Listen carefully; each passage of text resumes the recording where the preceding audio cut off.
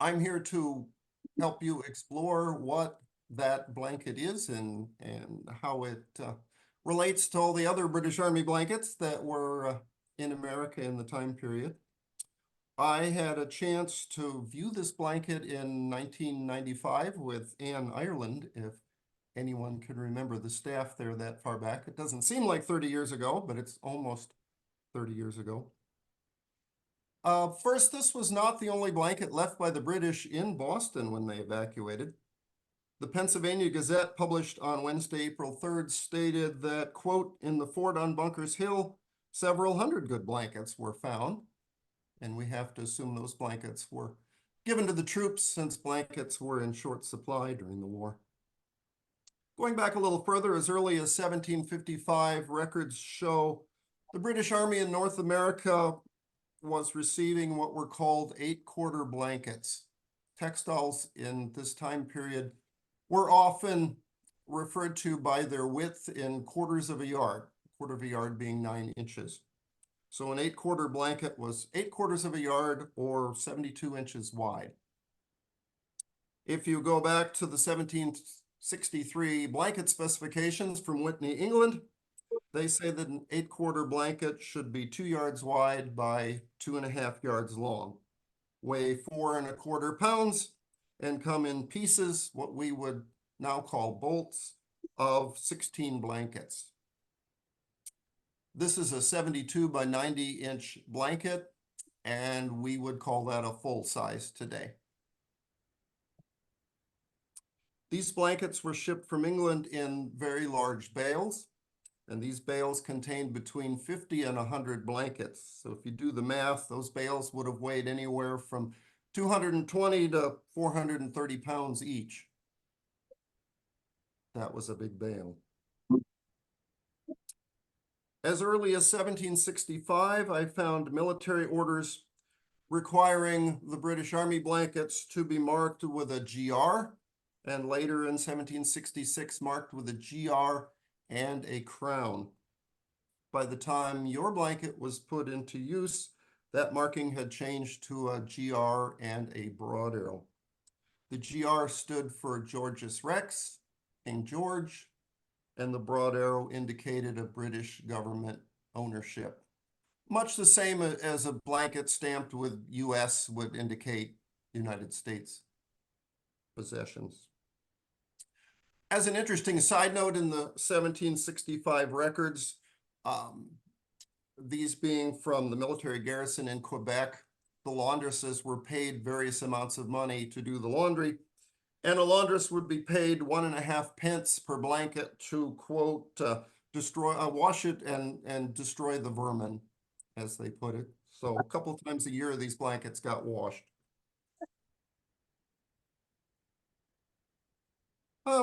Just some quick notes on blankets coming into Boston. Records from 1774 show the military hospital in Boston receiving a dozen 8-quarter blankets and 388 7-quarter blankets. Those would have been 63 by 81 inches, and today we would call them a twin size. I think the hospitals used a little smaller blanket. In the spring of 1775, Boston Hospital receives 500 7-quarter blankets, and that fall, the regular troops received 2,200 8-quarter coverlets and 230 8-quarter bed rugs for their barracks. Those coverlets may or may not have been these blankets, but it does show the sizes coming in and being used by the troops. This is also not a complete record of all the bedding being received for the British troops in the Boston area. If you look a little further, Canadian records from the 1790s still show the military using 8-quarter blankets. And now let's talk about the blanket there that you guys are looking to conserve. And Jesse will hold it up, realizing, Jesse, I can't see you either, so I don't know how to make you any different. Up in the corner, I can barely see you. This blanket is a single width of cloth. It does not have the seam up the middle joining two narrower panels together, as would have been the case had it been woven here in America during this time period. It was woven on a very wide hand loom, one that wove at least 100 inches wide.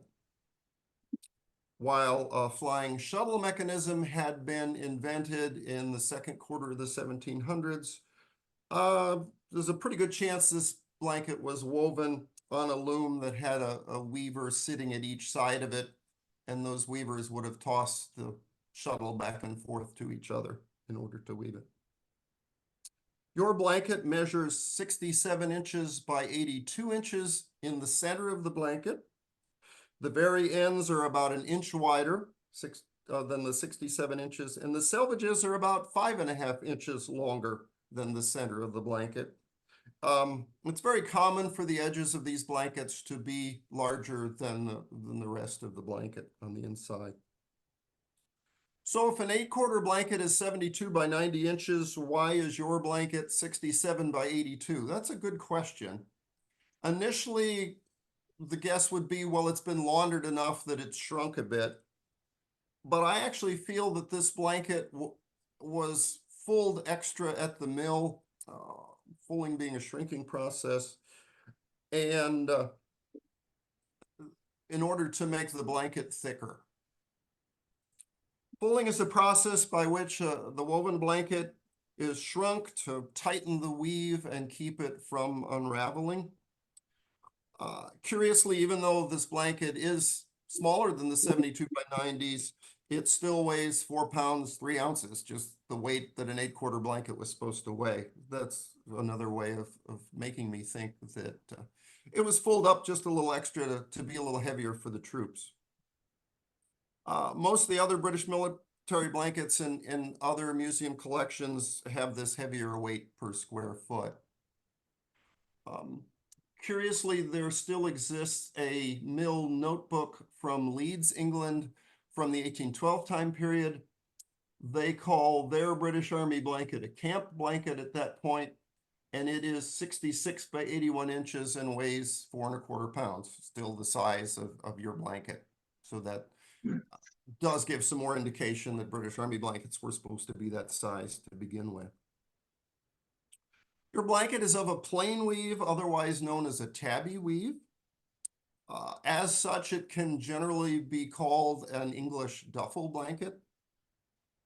Other English duffel blankets include rose blankets, a blanket just called a striped duffel blanket for homes, and another striped duffel blanket that was made heavier for the Indian trade.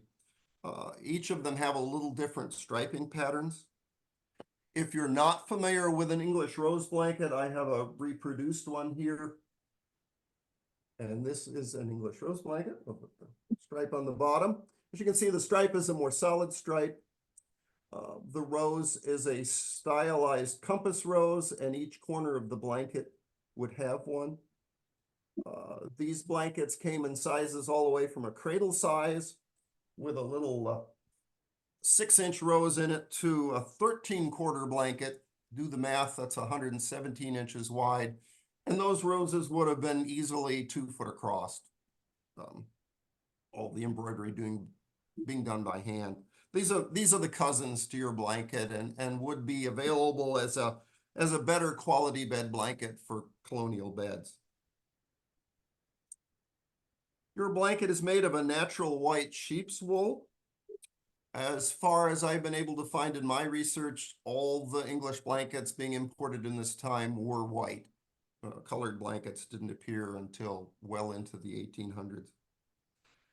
The blanket has 2 dark indigo blue stripes on each end, and hopefully you can see that. These delineated where the blankets were to be cut apart when they were removed from the bolt, or the piece as it was called.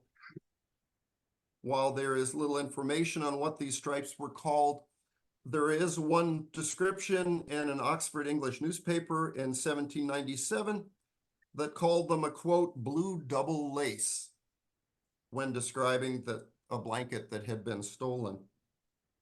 That same description said that the blanket was, quote, marked with a black stop within the list on one side and a red stop round the list on the other, end quote. The list here is the selvage of the blanket, and your blanket there has little colored hash marks in a couple of the corners of a variety of indigo blue, dark gold, and a creamy yellow color. I've reproduced them on that blanket. These are likely the stops, and they are marking that was woven in at the mill before its fulling.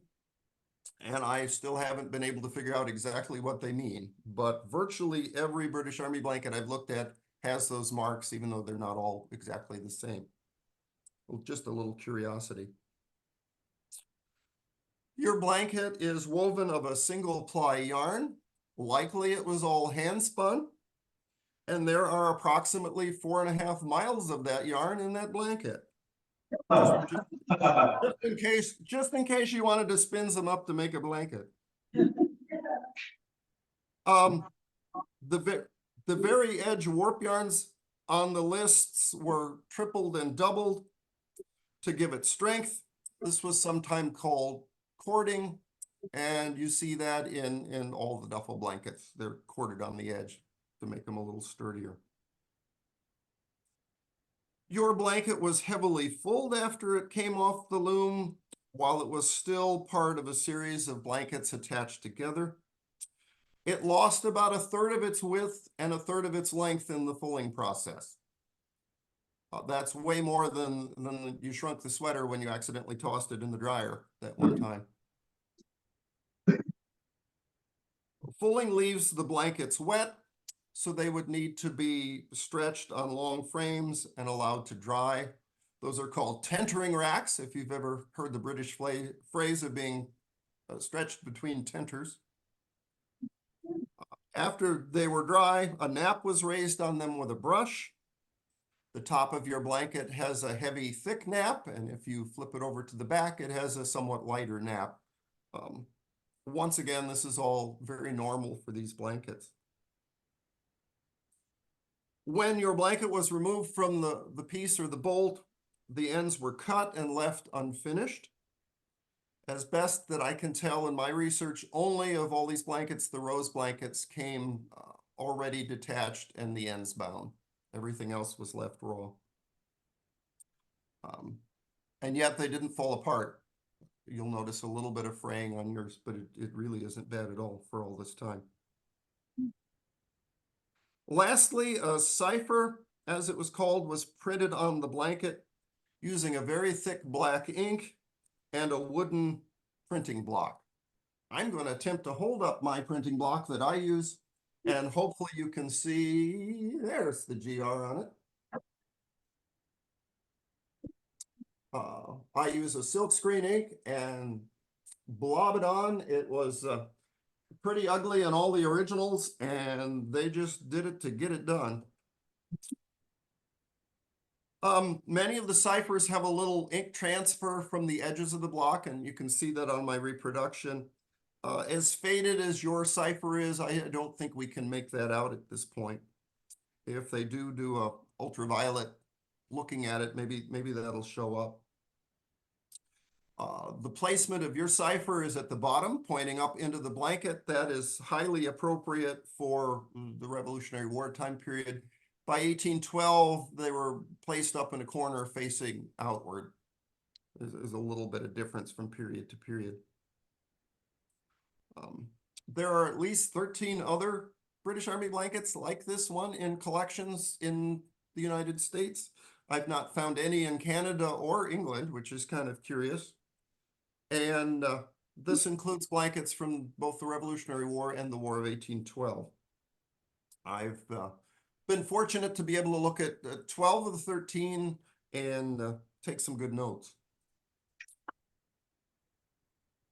Let me share just in the finalization here some of my notes on the reproduction you're looking at, and hopefully I'll at least answer the two most common questions of how do you do that and how long does it take?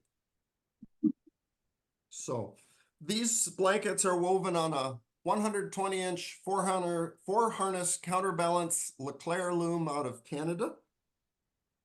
It has a flying shuttle mechanism, so I can operate it all by myself without needing that second weaver to toss the shuttle to me. I generally set my loom up to weave 8 of the blankets. That requires 1,200 pieces of yarn, 27 yards long, set in the loom at 12 yarns per inch, and this totals 100 inches wide. Starting with 1-pound cones of yarn, it takes me about 14 hours to set up the loom, and that figures out to about an hour and 45 minutes per blanket. Each blanket is a little over 3 yards of weaving, and it takes me about 3 hours to wind the bobbins and throw the shuttle back and forth for each one. Having the flying shuttle on the loom makes all the difference in being able to go that fast. Finishing each blanket takes about another 2 hours and 40 minutes. This includes inspecting each blanket, fixing the errors, fulling, napping, and lastly, printing on the ciphers. So in total, each blanket requires a little over 4¼ pounds of yarn and about 7½ hours of labor to complete. So by now your heads are spinning with all these numbers. It's been a lot of information for you to absorb in a short period of time. Assuming I can hear the questions, I would gladly entertain your questions now. And if any of you would like, you could certainly feel free to contact me later with some other questions. I would like to thank you for the opportunity of sharing my passion for these blankets. And I hope you all will support the cause of getting this great blanket conserved. Thank you.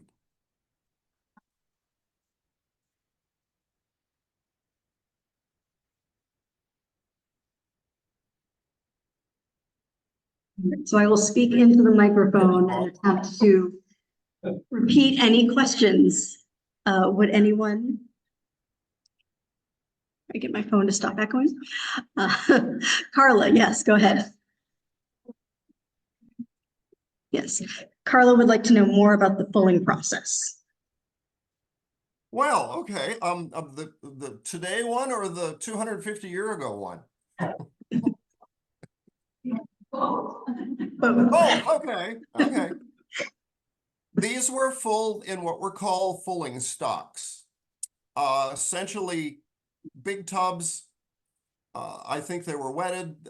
They were covered with fuller's earth, which is a type of clay. And a trip hammer would kick these big bolts of fabric with big wooden paddles called mules, literally like being kicked by a mule. Much the same as if you put them in a tub with your bare feet and just stomped on them for a while, actually.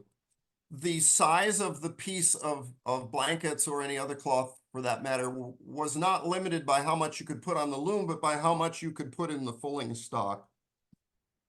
So while there were 16 8-quarter blankets to the piece in this time period, if you had a smaller blanket, there might have been 20 to the piece. If you had a larger blanket, it could have been more like 10, depending on what fit in there. Currently, I am using a wonderful old washing machine from the 1980s that allows me to fill it full of water and get lots of hot soapy water in there and open up the lid and watch it as it's fulling. And I can full 2 of these at a time. I cannot do the whole bolt. I would love to be able to do that. Did I come close to an answer? Yes. Okay. Thanks. Yes, Michael. Were these blankets like the one that's in possession of Lexington Historical military issue? I mean, were these made for domestic purposes too, or were they strictly made for military issue? Sure. So the question is, were any of these blankets made to be used by civilians, or were they only issued to the military? That's really murky with the records I have accessibility to.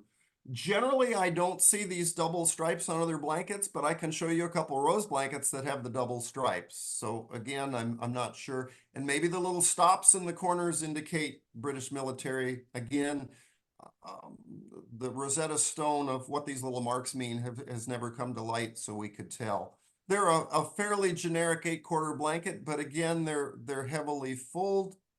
I think the heavily fulled counterpart of rose blankets were called double rose blankets. And I think that represented double milled or double fold rose blankets, and they are a heavier weight per square foot as these are. The normal rose blanket is not this heavy a blanket. Hopefully that helped. Any other questions? Yes, Paul. The ink that is used for the GR or what was it made of?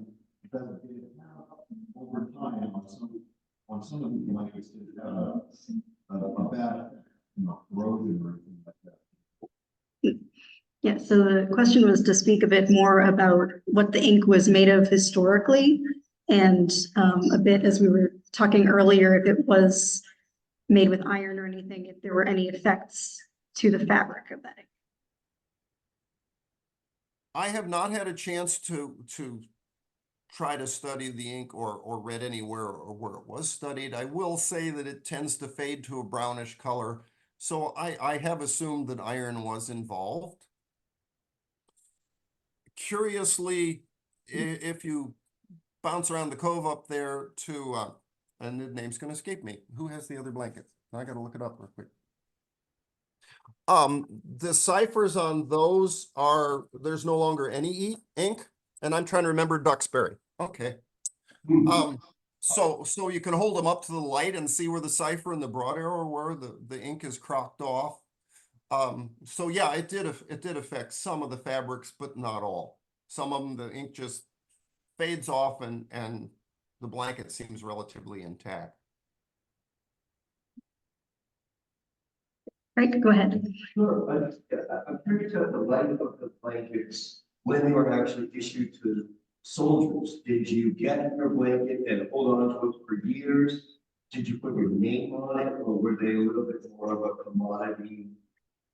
And not dime a dozen, but were they common and sort of a commodity, or were they precious to the soldier and the soldier's market? Dare you to repeat all that. Sure, I'll give it a go. So the question is, if you have a sense of sort of the average life of a blanket to a British soldier, was it something that every soldier was issued and had sort of in perpetuity? Were they easily replaced, or were they sort of precious and could be hard to come by? Was there anything else there? Okay. This has been a mystery to me for a long time, especially since there's a lot of opinion out there that there was a barracks size blanket and a field issue blanket. Yours would have been the barracks size blanket. I did finally find a reference, and again, I think in the 1790s, of an officer. Well, I need to back up. These were not issued to soldiers that I can tell. They came over as barracks department property, and they were issued to the barracks along with sheets and bolsters and beds and your barracks kettle for cooking your food. There is at one point a reference from an officer saying that if the troops are going to go out in the field, to just go ahead and take their barracks blankets with them. They weren't going to issue them anything separately. So the data is still pretty lean there, and I would love to know if anyone sees anything that says otherwise. But for the most part, these were not issued to soldiers. They were part of the barracks. Thank you. Which is why they don't show up when you see listings of everything issued to the soldiers in terms of uniform parts and cartridge boxes and canteens and everything else. The blanket isn't normally there because it was part of the barracks. Looking at it, there's a colonial counterpart, and we know of any. Sure. So the question is there a colonial counterpart in the Continental Army to this? And what does that look like? Everyone gyrates to the existing 3-point blanket in the collections of the Museum of the Fur Trade out in Chadron, Nebraska, because it has provenance to a private in the Army during the war. And indeed, 3-point blankets were issued to the troops, but when you start going back and digging, most of the references just love to say blanket, which does not help us. If you dig further, you'll find that they issued whatever they could lay their silly hands on. Clear up to just broadcloth doubled over because that's all they could get. I think in theory, the counterpart was the 3-point blanket, but in reality, there were 3 or 4 different blankets available, both British point blankets, French point blankets, British duffel blankets, and anything else they could lay their hands on. By the War of 1812, it's the 3-point blanket. Great. Do we have any other questions in the room? This is fun. Yeah. Great. Well, thank you so much, Rob. This was absolutely fantastic. I will be.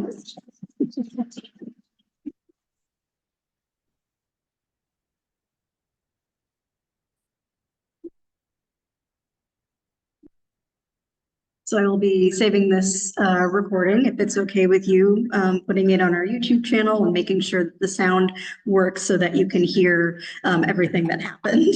I I'm know kind of looking forward to hearing what Paul said. with the sound being with the sound being channeled to our very directional microphone. Sometimes it does not always get picked up, but hopefully I can remedy that in post-production. All righty. Well, again, you have my contact information there. If anyone else would like the 4-hour version of my talk, just give me a call. I gladly, many of us here. Oh, sorry, we have one last question. Yes. How did you get interested in this?